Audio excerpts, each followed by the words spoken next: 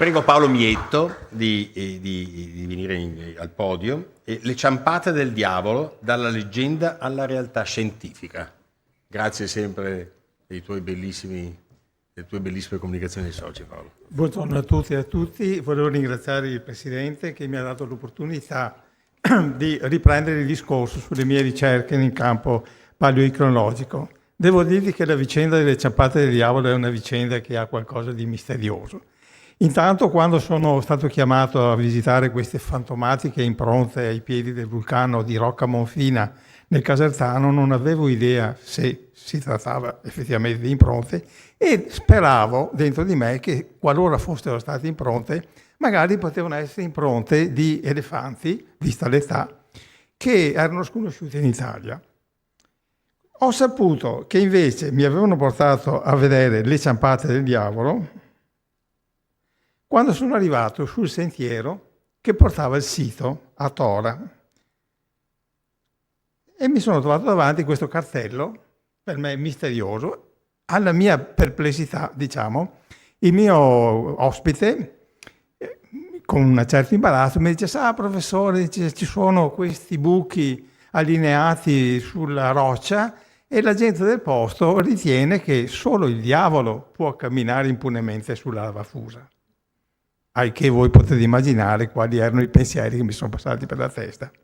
Ma dato che ero lì, andiamo a vedere. Poi abbiamo scoperto che questa leggenda è attestata dalla metà dell'Ottocento, quando, sulla base delle ricerche d'archivio, poi confermate sull'indagine sui licheni presenti nel sito,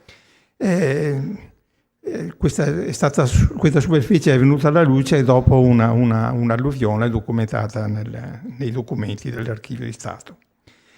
E quando sono arrivato, da subito sono rimasto esterrefatto, perché c'erano su un pendio costituito non da lava ma da roccia vulcanica di tutt'altra natura, c'erano questi allineamenti di buchi che a prima vista sembravano proprio la passeggiata di un individuo.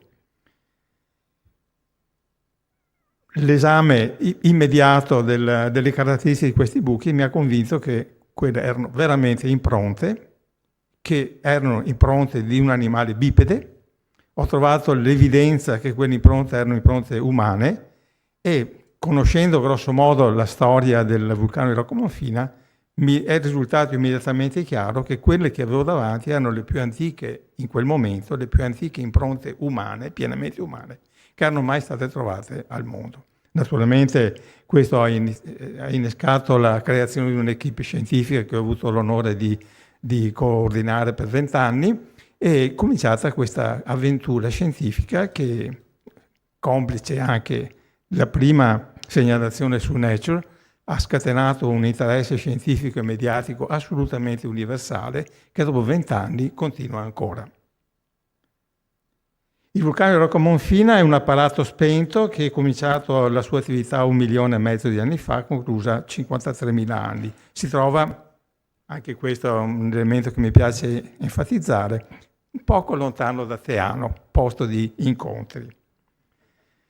La storia del vulcano è conosciuta e studiata. Il vulcano è complesso nella sua evoluzione da un punto di vista vulcanico e magmatologico. Comincia 1,5 milioni di anni fa come un apparato di uno strato vulcano, si eleva fino a quasi a 2.000 metri, poi il momento topico avviene circa 400.000 anni fa, quando il vulcano collassa e si forma una grande depressione calderica al posto del cono, e qui inizia la seconda fase per noi importante, che è la fase esplosiva. Quindi il vulcano diventa una specie di Vesuvio con eruzioni esplosive di tipo pliniano, che durano da 380 a 150.000 anni fa. Poi l'ultima fase, che si esaurisce 53.000 anni fa, permette la formazione di domi nella parte centrale della caldera. L'eruzione pliniana è un'eruzione di tipo esplosivo che determina la fuoriuscita dal vulcano di enormi quantità di gas e vapori e che tengono in sospensione materiale solido, molto caldo, 600-700 gradi, ma allo stato solido. Questi materiali vengono poi rilasciati per caduta sul terreno a formare delle stratificazioni. Praticamente stiamo parlando semplicemente di cosiddetti tufi. Questo materiale su cui erano impresse le impronte è un materiale classico, cioè costituito da proietti, lapilli, pomici, moltissima cenere, e quando è stato messo in posto era un materiale sciolto, come un materiale alluvionale, però era intriso di vapori acque, di acqua, di liquidi, i quali hanno avuto un ruolo importante nella creazione della situazione che stiamo esaminando. Nella località dove ci sono le ciabatte del diavolo, l'analisi stratigrafica ha messo in evidenza la presenza di almeno 8 eventi esplosivi successivi. E vedete che lo strato, la superficie con le impronte, è la sommità di una di queste unità, la penultima affiorante sul sito. Cosa è successo? Com'è possibile che un materiale che viene depositato sciolto a temperature di 600-700 gradi alla fine possa fossilizzare e mantenere sulla sua superficie delle impronte? Beh, il meccanismo è stato complesso da chiarire. È successo questo. Il minerale fondamentale di questi tufi, che si chiamano tufi bruni leucitici, è appunto la leucite, che è un allumosilicato di potassio, il quale nella fase iniziale di raffreddamento della massa, del corpo, che è appunto permeato da fluidi molto caldi, la leucite va in dissoluzione. Durante la fase di raffreddamento, da questa soluzione che circola nel sedimento, si depositano dei minerali di neoformazione del gruppo delle zeoliti. Noi abbiamo identificato 2 minerali, la cabagite potassica e la filipsite, che hanno funzionato da cemento. Praticamente questo materiale nel tempo, raffreddandosi, si è consolidato e è diventato roccia, quella che noi adesso vediamo. Sulla superficie c'erano sicuramente degli livelli di ceneri, imbevute d'acqua, plastiche, ma il materiale è rimasto plastico fino al completamento del processo di zeolitizzazione, che si arresta attorno ai 40 gradi. Durante un momento assolutamente topico, cioè la temperatura della superficie permetteva il passaggio delle persone, e poi abbiamo visto anche di animali, ma la massa interna era ancora plastica e quindi deformabile. La superficie è stata deformata dal passaggio di questi uomini, dopodiché il processo si è arrestato per raffreddamento e la superficie dilavata è stata poi sepolta da un nuovo flusso piroclastico. Le ciabatte del diavolo come tali sono questa è la ricostruzione della situazione. C'è una valletta, un pendio inclinato dai 30 ai 40 gradi con locali aumenti dell'inclinazione. Alla base c'è un taglio artificiale di qualche secolo fa per creare un invaso che alimentava un mulino di cui i ruderi sono ancora visibili. Questi 2 allineamenti in particolare, scendono dall'alto verso il fondovalle e partono da un ripiano naturale che si trova alla sommità di questo affioramento. Qui vediamo meglio la situazione. Ecco, le ciabatte del diavolo sono proprio... Basta. Vabbè, non importa. Si trovano in questo pendio che è limitato verso valle dallo steccato. Il pendio è molto inclinato, ha degli aumenti di inclinazione locali. Vedete la cengia sommitale, quella persona è quella che mi ha chiamato, Adolfo Panarello, che poi è diventato il mio principale collaboratore in tutta questa vicenda. Vedete nell'altra immagine questo allineamento che richiama immediatamente una camminata di un bipede. Perché non sono mai state prese in considerazione? Pensate che in 200 anni quasi uno storico locale si è azzardato di ipotizzare che forse non erano le impronte del diavolo, ma le impronte degli antichi sanniti, un'interpretazione ancora più fantasiosa di quella sovrannaturale. Perché non sono mai state prese in esame? Perché sono strane. Se uno va a vedere queste impronte, vede dei buchi più o meno da subcircolari a subellittici, molto grandi, che sono incompatibili apparentemente con un piede di qualunque animale. In realtà le impronte da un punto di vista tecnologico vanno definite. Questa è il buco, l'icnite, che è fatta da cosa? È fatta da tutto il movimento di un piede che impatta un materiale plastico, si sprofonda all'interno del materiale fino ad arrivare a una posizione di stabilità da cui riprendere il cammino. In realtà l'impronta è questa, è la parte più profonda, piana, di questa enorme depressione. È vero questo? Per essere sicuri che sto dicendo la verità, ci deve essere un altro elemento assolutamente non rinunciabile. Poiché questa è una struttura di impatto sul materiale plastico, io devo avere che il materiale è fuoriuscito dall'impronta. E infatti noi abbiamo che tutte le impronte hanno un cuscinetto di espulsione del fango, che è l'elemento che assolutamente non può mettere in dubbio il fatto che queste siano impronte. Per cui queste impronte gigantesche in realtà sono delle strutture di impatto e le impronte vere sono relativamente molto piccole. Fate conto che raggiungono l'impronta reale qualche volta 25 cm, 23 cm, quella è la dimensione, un piede molto piccolo. L'allineamento, questo ordine destra-sinistra, chiaramente richiama una pista bipede, ma che bipede? In questo momento, durante la fase esplosiva del vulcano, c'erano solo due possibilità, o erano scimmie o erano uomini. E la fortuna aiuta gli audaci, perché a un certo punto c'è un tratto della pista principale dove il materiale era già consolidato e c'è solo l'impronta di pressione di un piede. Lo vedete al centro dell'immagine, un piede sinistro che mostra l'arco plantare, un carattere esclusivo del piede umano. A quel punto mi sono reso conto che avevo di fronte le più antiche impronte umane che siano mai state descritte nel nostro pianeta. Vedete, i calchi mostrano benissimo l'arco plantare, addirittura anche altri elementi della...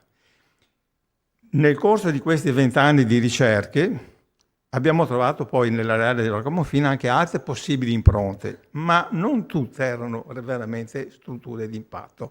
In qualche caso, in molti casi, erano strutture di abrasione, perché questo materiale è stato scavato per molto tempo per fare i famosi tuffelli, per cui era un ambiente molto frequentato.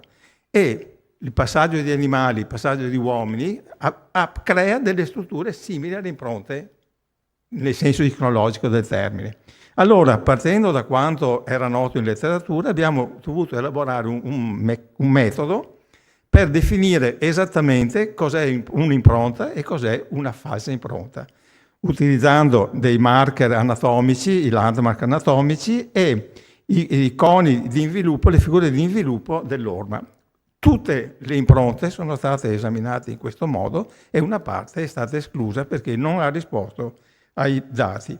Poi abbiamo provato anche a fare queste operazioni partendo creando delle impronte su substrati diversi, sedimenti grossolani, cemento, sabbia, abbiamo visto che il metodo funziona benissimo. Adesso veniamo alle ciampate del diavolo.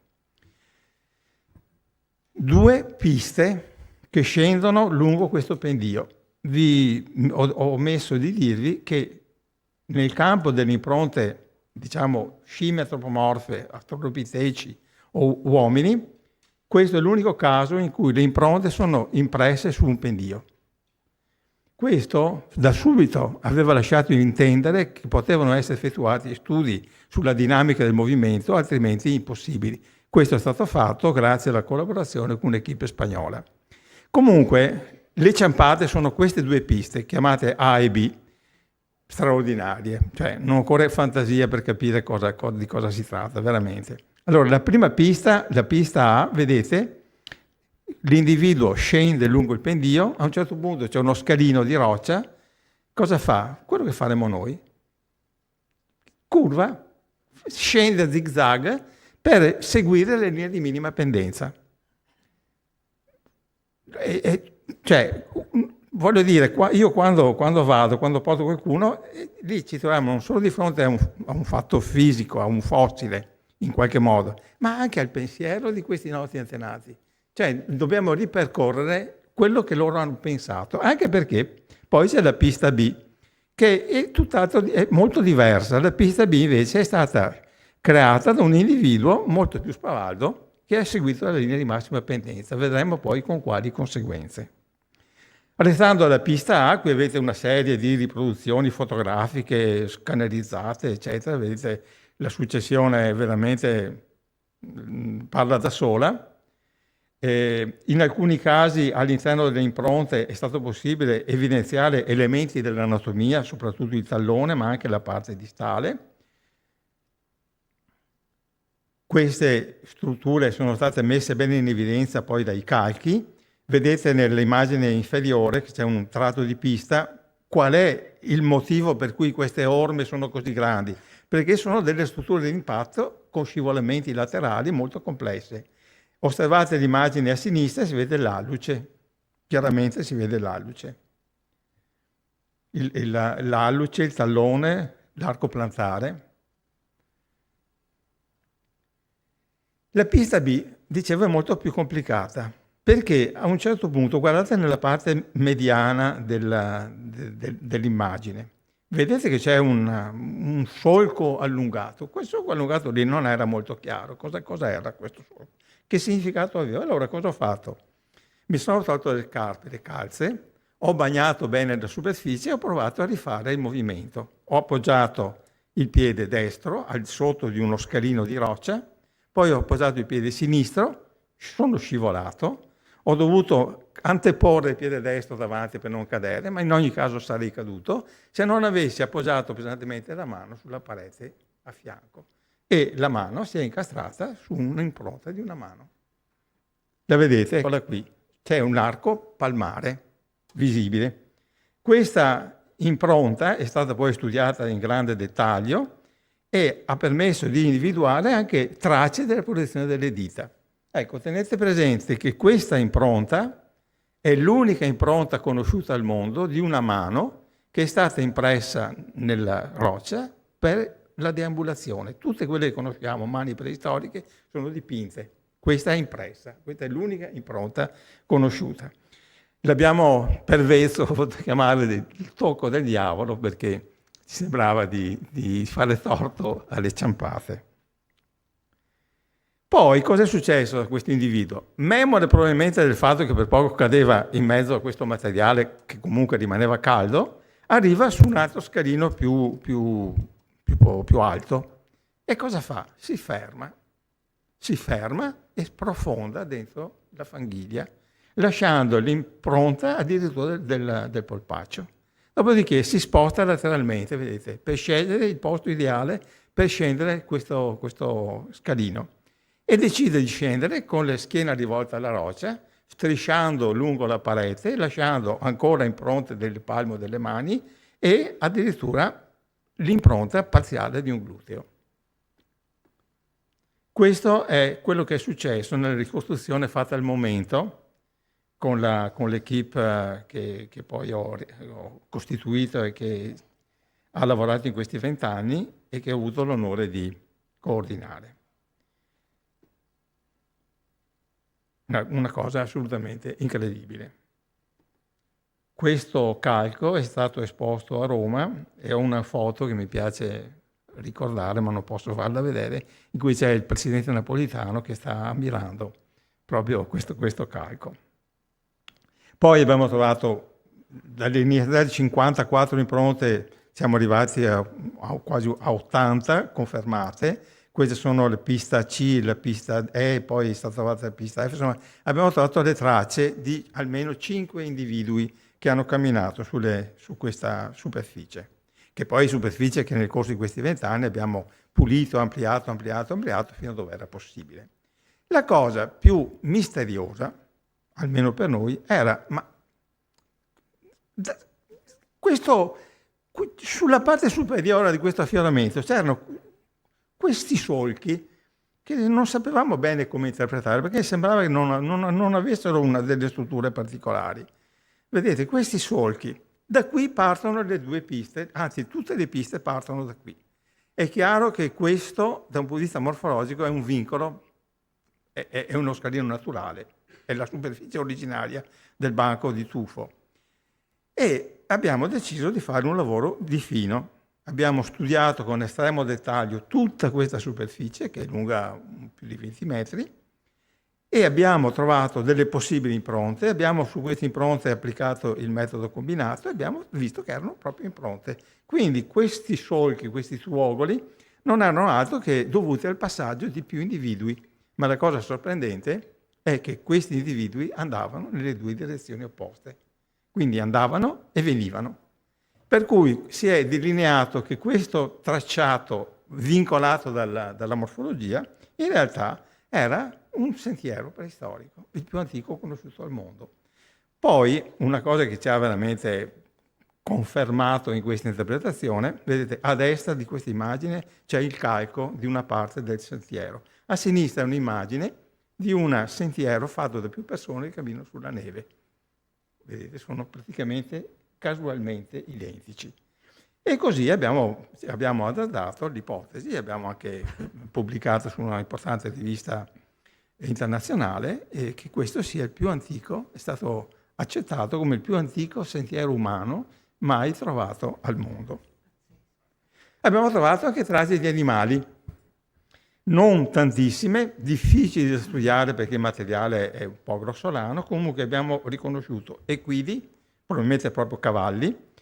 Questa impronta a sinistra, vedete, è di un probabile capriolo, poi c'è un'impronta di orso, ma la cosa che mi ha colmato di felicità è che abbiamo trovato le impronte degli elefanti.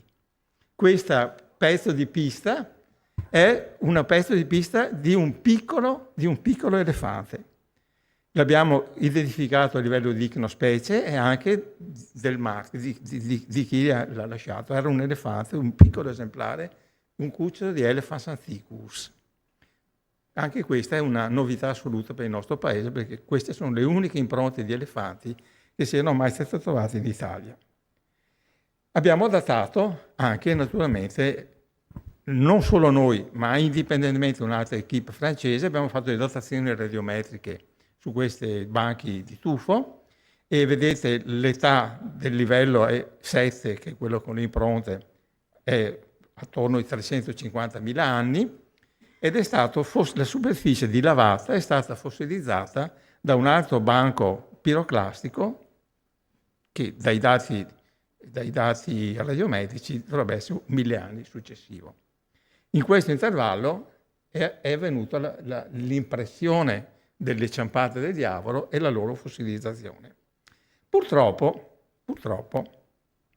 il dilavamento della superficie e la sua esposizione per 200 anni ha impedito di avere qualunque traccia di resti materiali di questa presenza umana.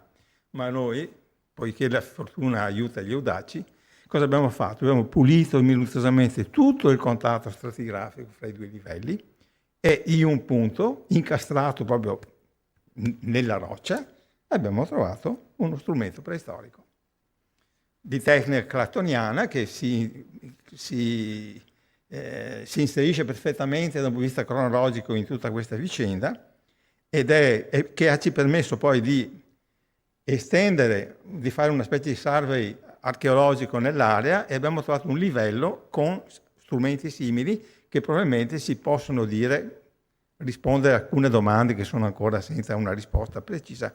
Dove andavano questi individui? Cosa andavano a fare dentro il vulcano che era completamente privo di vegetazione? E cosa andavano a fare gli animali? Ecco, il livello che abbiamo trovato ci permette di ipotizzare che individui e animali andassero verso i bacini lacustri che erano al centro della caldera. Probabilmente lì gli animali andavano ad abbeverare e lì gli uomini andavano a caccia. È un'ipotesi che però, secondo noi, molto verosimile. Resta un'altra domanda: chi erano questi uomini? Allora, da un punto di vista strettamente cronologico, in questo momento in Europa viveva l'uomo di Heidelberg, che è praticamente il discendente diretto europeo dell'Homo erectus. E ufficialmente le ciampate del diavolo sono attribuite a questa specie umana, una specie pre-neandertaliana. Anche se le ricerche in questo campo non è il mio campo, lo dico subito, le ricerche in questo campo stanno avanzando con una velocità incredibile e hanno già spostato l'idea di un albero genealogico dell'umanità piuttosto verso un cespuglio genealogico, con l'evidenza della coesistenza in più momenti della nostra storia, della nostra umanità, di specie diverse. Allora, non so se è il caso delle ciampate, però vi dico questo. L'Homo di Heidelberg e l'Homo heidelbergensis ha restituito molti resti ossei, soprattutto nella cima dello Huesos a Atapuerca, nel nord della Spagna, e i resti ossei mostrano individui di una certa stazza, oltre 1,70 m, robusti. Okay? Tutti i 5 individui di cui noi abbiamo trovato le impronte invece erano uomini alti, non arrivavano a 1,60 m, e avevano il piede che corrispondeva a un 34 attuale, cioè piedi 23 centimetri. Quindi viene da pensare che o a Rocca Monfina camminavano solo femmine e giovani, oppure erano una razza più piccola di Homo di Heidelberg. Secondo, da un punto di vista ufficiale, questa è l'interpretazione. Però, poiché l'argomento è molto discutibile, vi segnalo che non lontano da Rocca Monfina, qualche anno fa, una decina almeno di anni fa, era stato trovato un cranio che è stato chiamato Homo cepranensis, perché è stato trovato nella cava di Ceprano, che poi è stato ricondotto all'Homo di Heidelberg, ma che ha dimensioni ed età compatibili con le impronte di Rocca Monfina. E se mi permettete di raccontarvi un aneddoto che mi sembra che si inquadra in tutta questa vicenda, sono stato chiamato al Museo Pigorini di Roma per parlare appunto delle ciampate, e appunto dicevo che queste impronte sono apparentemente appartenenti, cioè cronologicamente appartenenti all'uomo di Heidelberg, e dicono, noi sappiamo chi le ha lasciate, e tirano fuori una scatola da scarpe con dentro delle ossa umane. Dice, queste sono ossa della stessa età delle vostre impronte, e sono anche di dimensioni compatibili, non sappiamo cosa sono, però dice, sai dove le abbiamo trovate? Dove? Vicino a Roma, sotto la Torre del Diavolo. Non è l'unico aneddoto, posso dirvi, se mi permettete, che il vulcano di Rocca Monfina lo conoscevo benissimo, perché è stata la mia domanda d'esame all'esame di vulcanologia a Padova. Va bene, cosa ancora dire? Che il sito è un sito che ha delle unicità assolute, non esiste nulla di paragonabile, anche se l'età è stata superata da altri ritrovamenti in Africa più antichi, ma rimangono sempre le impronte più antiche del continente europeo e asiatico. Noi in questi 20 anni abbiamo lavorato molto, non solo per studiare il sito, ma per proteggerlo. E siamo riusciti a ottenere qualcosa, per esempio la regimentazione delle acque superficiali, la costruzione di una passerella che impedisca il transito sulle impronte, ma la situazione rimane preoccupante, perché la conservazione di questo sito è veramente molto molto a rischio. E purtroppo in questo campo non siamo riusciti ad avere l'attenzione delle autorità e il sito rischia di essere fortemente compromesso. Ve lo dico con grande dispiacere, ma sinceramente più di quello che abbiamo fatto, che era nel nostro compito, non siamo stati in grado di fare. Pensate che un sito così merita di rientrare nei siti protetti dell'UNESCO, ma devono essere le amministrazioni locali che si muovono. Le soprintendenze non parlo, chiudo qui il discorso. Scusatemi, non... No, però è una cosa di un'importanza stratosferica. E basta guardare, queste sono solo le principali pubblicazioni che abbiamo realizzato con l'equipe, poi report, non vi dico quanti, voglio solo ricordarvi l'ultimo, quello del 21, è la monografia che in qualche modo chiude questa fase delle ricerche, una monografia monumentale in cui ci sono tutti i dati, tutta la documentazione anche fotografica di quello che abbiamo fatto in questi 20 anni. È stata pubblicata dall'Istituto Nazionale di Geofisica e Vulcanologia, diretta dal nostro collega Carlo Doglioni, che voglio ricordare è anche socio di questa... Mi pare di aver visto che ci ascolta. Benissimo, e che voglio allora ringraziare pubblicamente per la sua disponibilità che ci ha permesso di concludere degnamente questa avventura. Grazie.